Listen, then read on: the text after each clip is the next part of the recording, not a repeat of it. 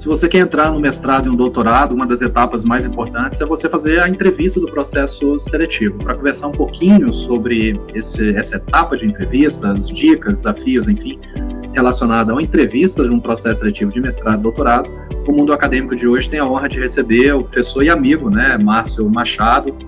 Professor Márcio, obrigado aí pela oportunidade de conversar com você, pelo convite, ter aceitado o convite de conversar com a gente aqui no Mundo Acadêmico. Eu que agradeço, professor Vitor. Obrigado. Só passar um rápido currículo aqui do professor Márcio. Eu sempre chamo de Machado, né? Eu trabalho com o professor Márcio, tenho honra de trabalhar.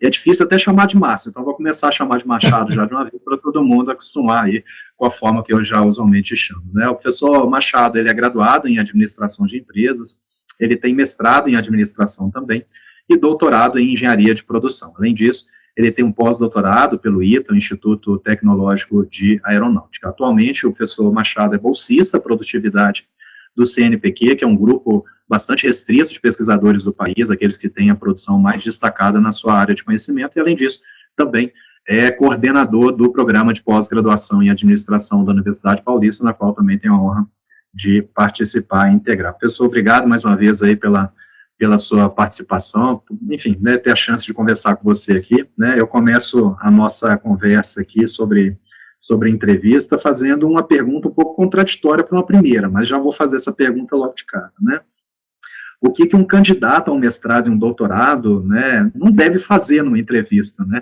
é uma pergunta um pouco difícil fazer não, né, começar com não, mas eu gostaria da sua opinião logo de cara aí, o que não é legal de se fazer numa entrevista de mestrado e doutorado.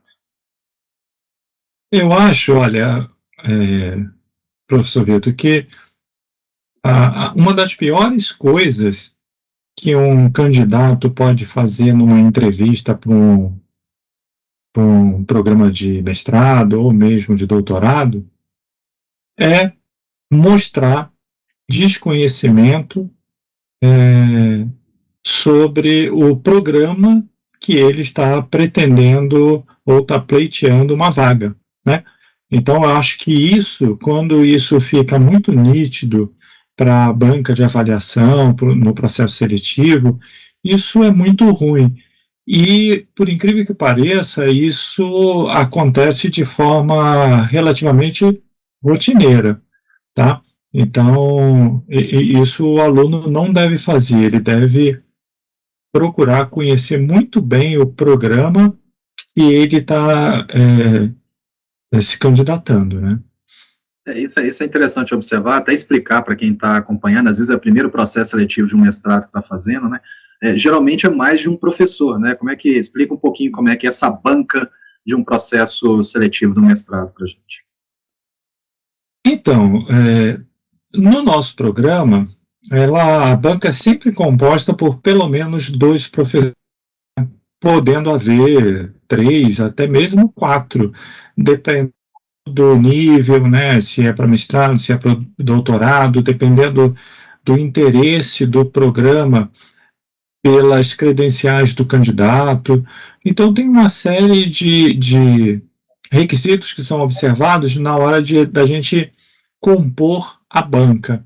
Mas, eu acho, assim, a gente não sabe como exatamente, né, não dá para afirmar nos outros programas como isso acontece, né? Eu, por exemplo, quando eu ingressei no doutorado, eu, há muitos anos atrás, né, aí já mais de 20 anos, então naquela época era um pouco diferente, então eu fui entrevistado por um professor. Mas eu tenho a impressão que isso tenha mudado e que me parece é que a banca de seleção é uma entrevista que o candidato faz, então, falando pelo nosso programa, com pelo menos 2 professores. 2 professores. Eu fiz a pergunta do não, né, o que um candidato não deve fazer numa entrevista. Eu acho importante essa observação de desconhecer o programa, né, chegar no programa sem conhecer de fato linha de pesquisa, área de conhecimento, isso pode ser um aspecto complicado. Agora, vamos para um ponto inverso, né, o que é um aspecto positivo, que o candidato eventualmente sabe, fala, e que chama a atenção sua aí no processo seletivo discente? Tem, acho que, vários pontos, viu, professor Vitor? Eu acho que, bom, eu vou elencar aqui algumas coisas, não sei se seria mais ou menos esse o roteiro, né? Mas eu iria elencar algumas coisas. Uma coisa que chama a atenção que o aluno faz, né, é que ele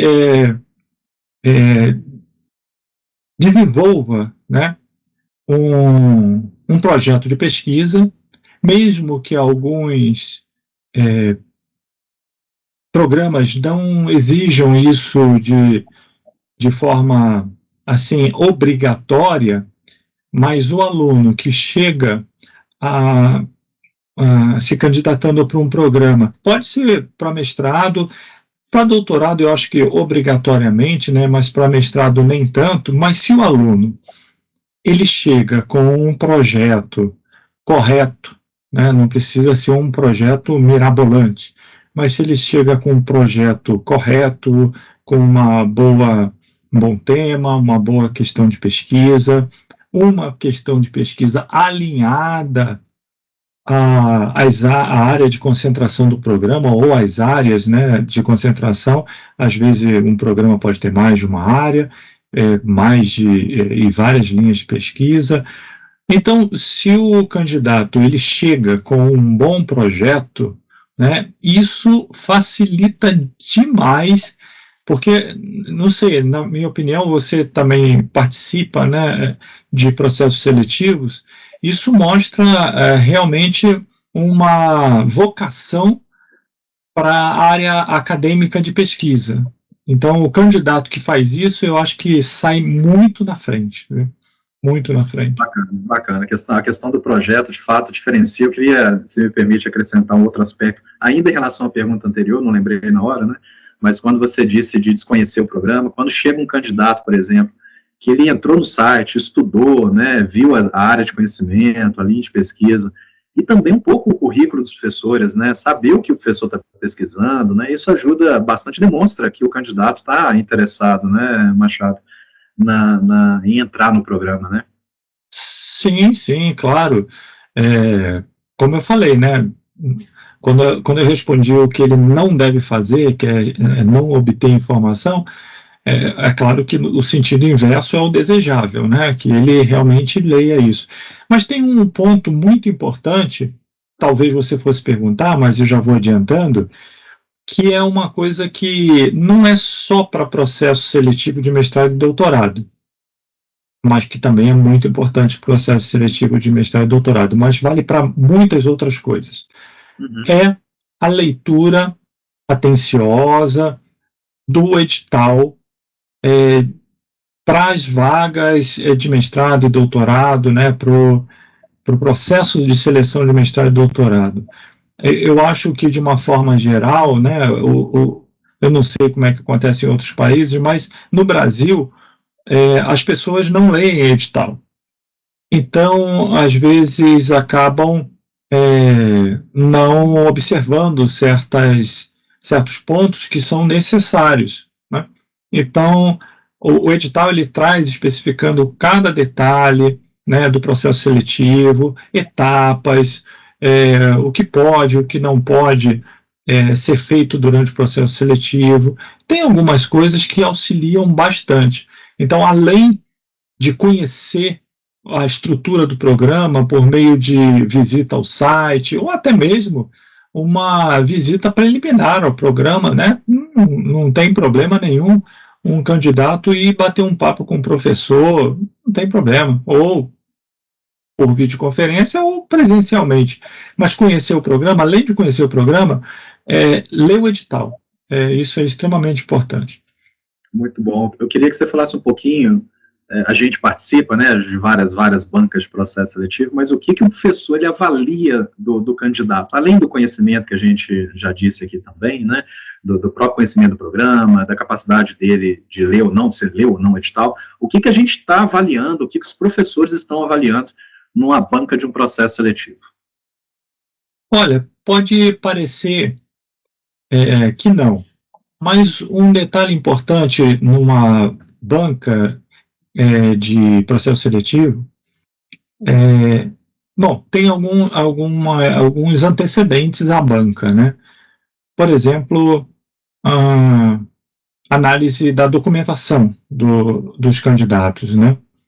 Então, ele pode ser perguntado, por exemplo, né, como eu falei aqui, que é um detalhe que às vezes passa despercebido, mas, por exemplo, o histórico do aluno, por exemplo, um candidato de doutorado, o histórico dele no mestrado, para um candidato de mestrado, o histórico dele na graduação, isso dá uma ideia, né, do desempenho do candidato. É claro, isso não é determinante e não vai ser assim definitivo aí para uma decisão.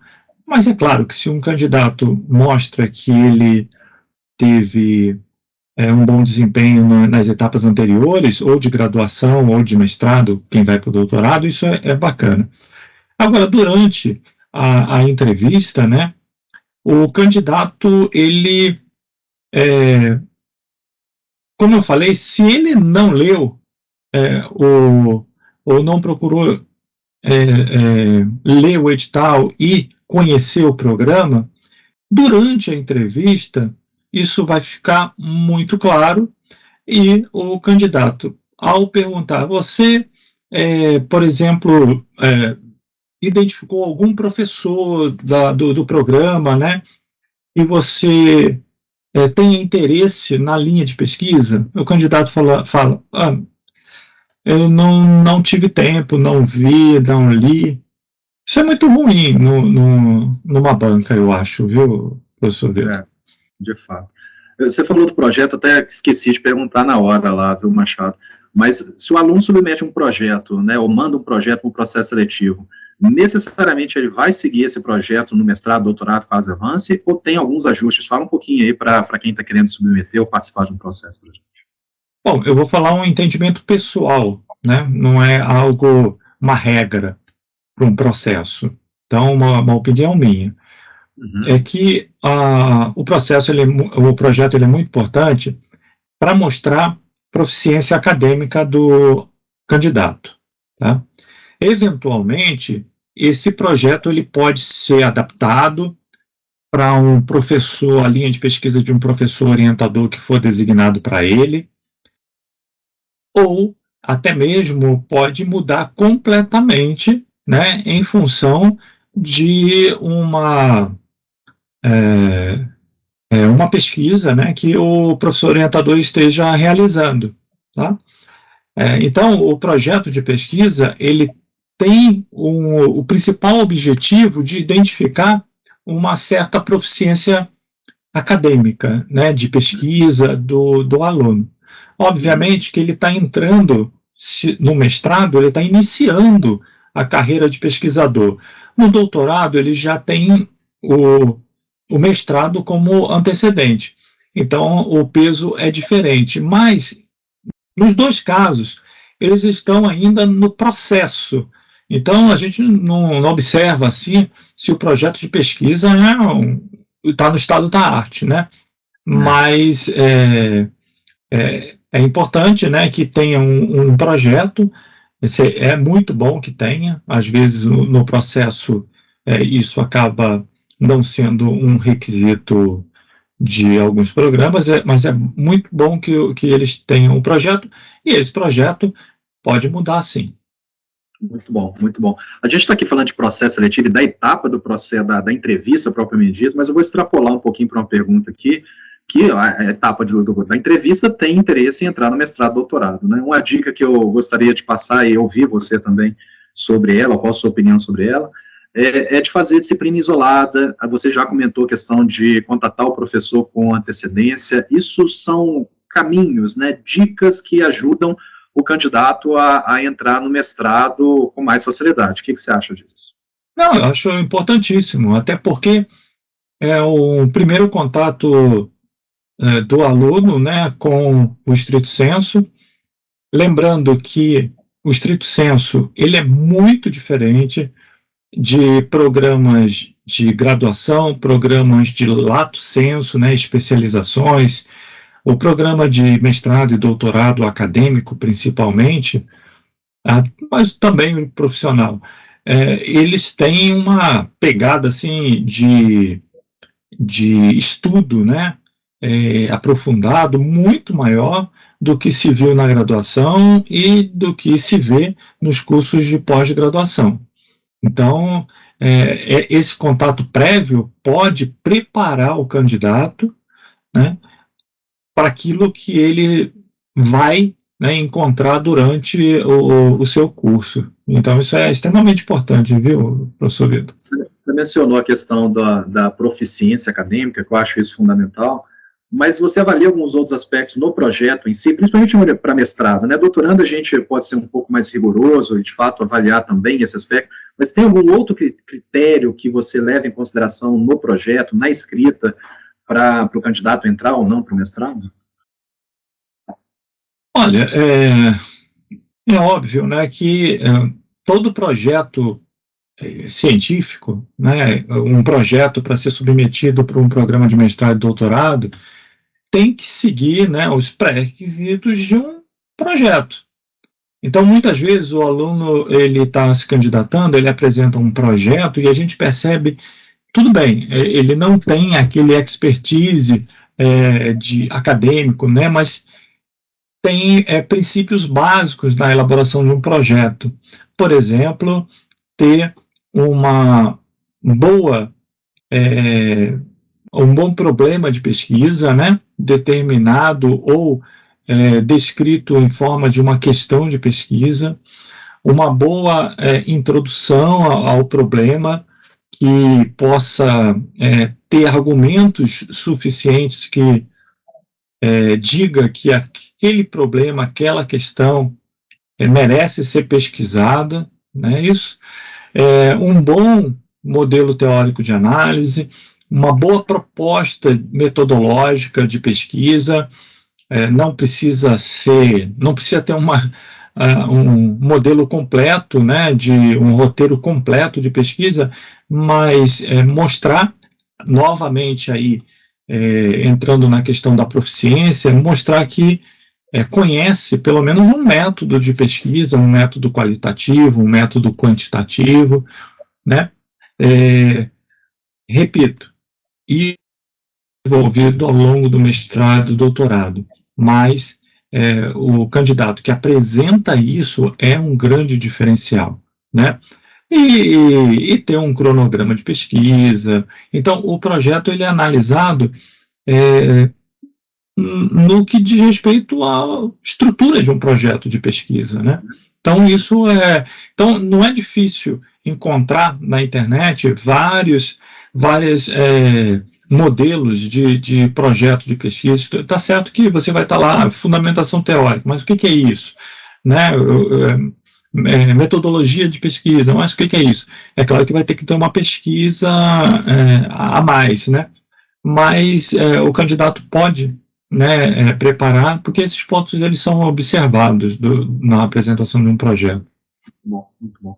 Machado, vou extrapolar um pouco a ideia aqui, só para aproveitar a oportunidade de estar conversando com você aqui também, falar um pouquinho de vocação, né? Você acha que existe algum perfil específico de pessoa para se engajar num mestrado, no estrito sensu, algumas características que, na sua opinião, uma pessoa poderia ou deveria ter para seguir um mestrado ou doutorado? O que você pensa? Eu acho que tem sim, tem perfil, porque, como eu falei, perfil de um curso de mestrado e doutorado, principalmente acadêmico, ele muda radicalmente em relação ao que a gente vê na graduação e em cursos de especialização em lato sensu, né? Ou seja, você tem que ter um perfil de pesquisador. E para ser um pesquisador, precisa fazer imersões em teorias, em temas, precisa ler bastante. É uma coisa que hoje, né, até agora com a novidade aí do chat GPT, né, com a inteligência artificial, cada vez mais as pessoas estão lendo resumos, mas a leitura profunda de textos, né, conhecer as teorias que a gente só vê na graduação, a gente pega uma teoria, vê ela em um parágrafo, né? Aqui no mestrado e doutorado vai ter que fazer uma imersão nessas teorias, principalmente naquela que vai ser utilizada como base para o seu projeto de pesquisa.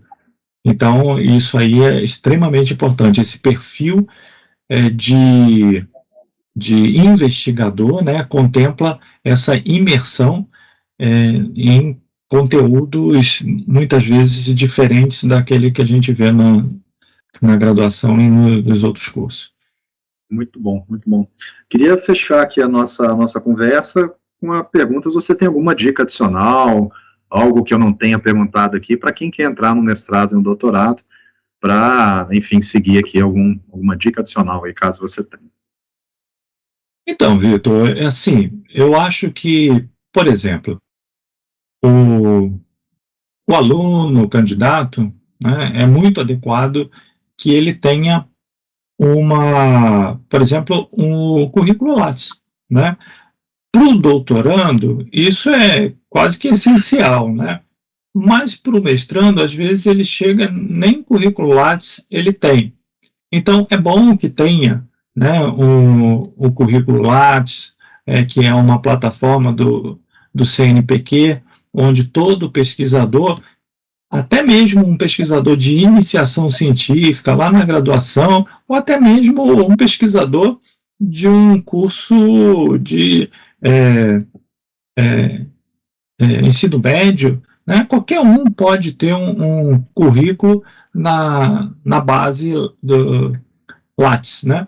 Então, eu acho que o candidato ele tenha um currículo Lattes atualizado. Isso ajuda muito no processo seletivo. Então, olha, tem um monte de detalhe que a gente está falando aqui, que se a gente fosse colocar numa ordem, né, ou sem ordem, mas elencar, a gente, olha, lê o edital, né, ter o edital, conhecer o programa, conhecer os professores do programa, ter o currículo na plataforma Lattes, desenvolver um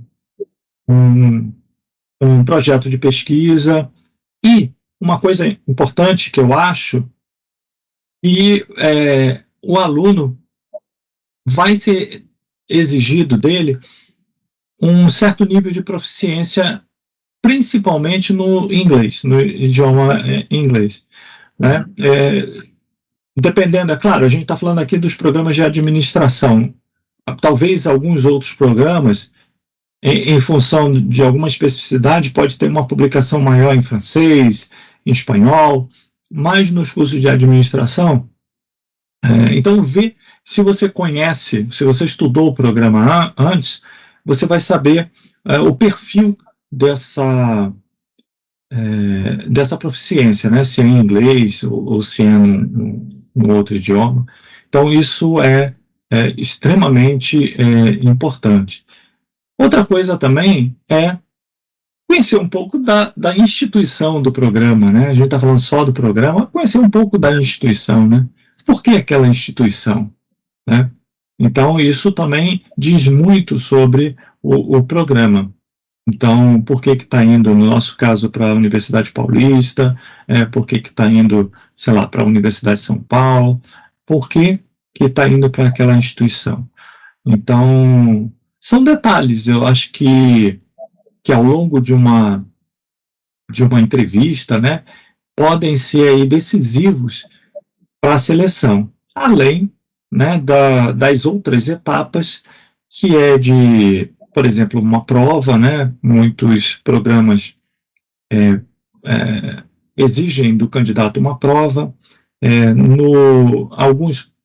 algumas áreas têm alguns requisitos adicionais, como, por exemplo, a administração tem o teste ANPAD, na economia também tem um teste, na contabilidade também tem um teste, que você faz e apresenta como um certo grau de proficiência naquela área que você está querendo ingressar, né?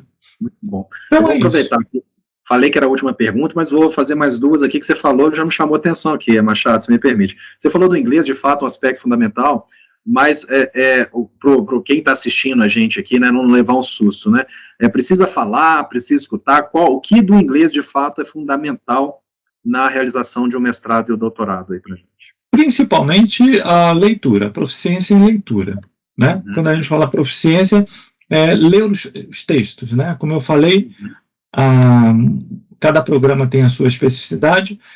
O programa de administração, quase a totalidade dos textos são em inglês, claro, fora o português, né? Mas quase a totalidade dos textos são em inglês.